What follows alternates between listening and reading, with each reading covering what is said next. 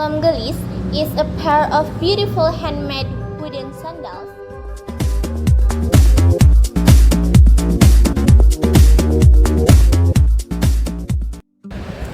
Hi, my name is Sabilaya Sarah. Today we're going to take you on a little cultural trip to Tasikmalaya, West Java. Have you ever heard of Kolam Gelis? No? Don't worry, after watching this video, you definitely remember it. Now that you know where we're headed on this little cultural journey, let's start by answering the biggest question on your mind. What exactly is Kolam Gelis and why is it so special? So, what is Kolam Gelis? Let's go.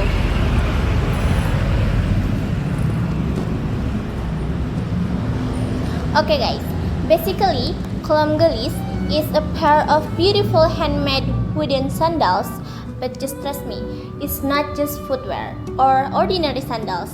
It's a piece of culture, history, and art, all combined in one.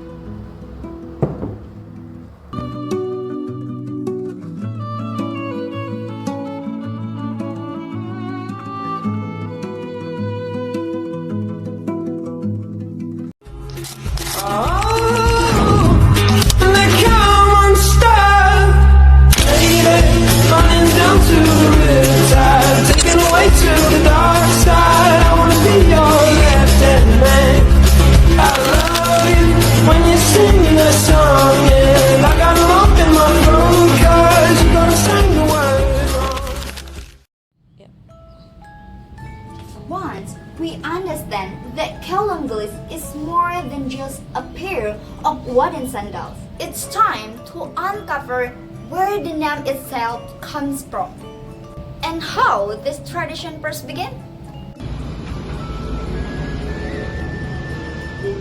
The name actually comes from two words.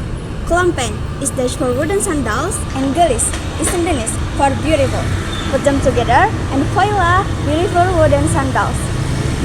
Kolam Gelis was born in Gobras Tasikmalaya and quickly became a local icon. The story is important, but the real beauty lies in how each pair is made. Now, let's talk about how it's made. The base is usually carved from mahogany or albizia wood. And how is the sole? Traditionally, they use carved from old tires. Yeah, talk about recycling. The heels can go anywhere from 3 centimeters to a fancy 15. And they are not for just women. Men and even kids used to wear them too. But here's the special part. Each pair is hand carved, painted, and decorated. Some design is simple, while other is super detailed with flowers, patterns, and colorful ornament. Every pair is like a little piece of wearable art. And here's something cool besides Kolam Gelis. There are also something called gamparan, wooden footwear with finger clips. Imagine wooden flip-flops, but way more stylish. Okay guys, now I am with the Kolam Gelis craftsman. Permisi boleh tahu siapa namanya? Nama saya Mirwan Jamarhadi. AA ini di Kolam Gelis ini sebagai apa? Bingung gitu guys. Pengrajin. Bagaimana perkembangan Kolam Gelis dari dulu hingga sekarang? Kemungkinan awal mula tahun berdirinya dulu ya, berdiri perusahaan dulu tuh sekitaran tahun 95 kalau dari saya pribadi. Sampai berjalan sekarang itu dalam hal produksi lumayan menurun. Kemungkinan dari efek pengrajinnya sudah mulai kurang lah. Mungkin dari globalisasi juga ya. Sekarang lebih banyak ke produk modern. Iya, betul. Oke, pertanyaan selanjutnya ya. Bahan utama apa saja yang digunakan dalam pembuatan Kolam Gelis ini? Kalau dari perusahaan saya dari kayu arba, kemungkinan kalau dari orang lain dan sekitarnya tuh kan di sini pengrajin banyak. Iya. Ada dari kayu mahoni juga. Jadi beda-beda ya. Tapi yang sering atau lebih banyak digunakan itu dari kayu apa? Kayu mahoni, rata-rata mahoni. kayu mahoni kalau daerah di sini, daerah Tasik. Itu sering digunakan karena mungkin banyak Untuk itunya. stok bahan baku gampang dicari. Gampang dicari ya. Terus model dalam hal kelomnya juga fleksibel gitu. Kalau dari kayu arba itu modelnya ada model wedges lah.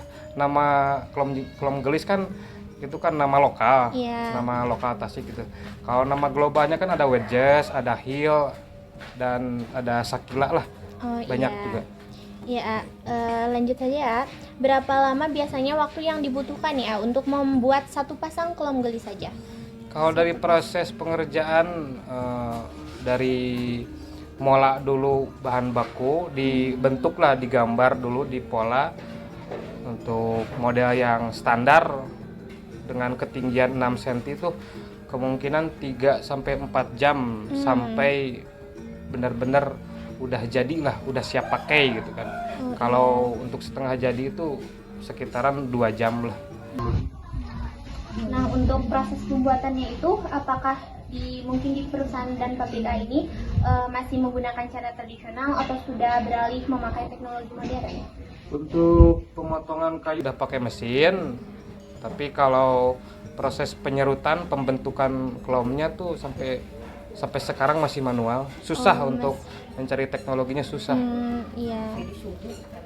Iya. Nah, kalau misalkan kan di setiap produksi pasti ada best seller itu. Nah, untuk best seller itu seperti motif atau ukiran apa yang paling banyak diminati sama konsumen? Kalau dari kayu mahoni sih rata-rata motifnya tuh bentuk ya. Iya. Bentuknya ketinggian 7 sentian lah, 7 cm. Dengan model ukirannya tuh di kakinya tuh ada motif bunga atau burung lah ada. Kalau dari kayu arba sih polos. Oke, terima kasih ya atas informasinya mengenai kelom gelis, yaitu suatu kerajinan khas Tasik ya. Informasi yang kami dapatkan sangat jelas dan insightful. Mungkin sekian ya. Terima kasih atas informasinya. Sama-sama. What makes kelom gelis so special is that when you read them, you are not just putting on shoes. You are stepping into a page of history. You can literally feel the craftsmanship and cultural pride behind every pair. And honestly, they are also Instagram worthy. Imagine pairing them with batik or casual jeans. You all stand out for sure. So that kelom gelis is not just sandals. It's a cultural heritage from Tasikmalaya that deserves for more recognition. Next time you visit West Java, don't forget to look for them. Even bring home a pair. Thanks for watching and let's keep supporting so this tradition never fade away. See ya!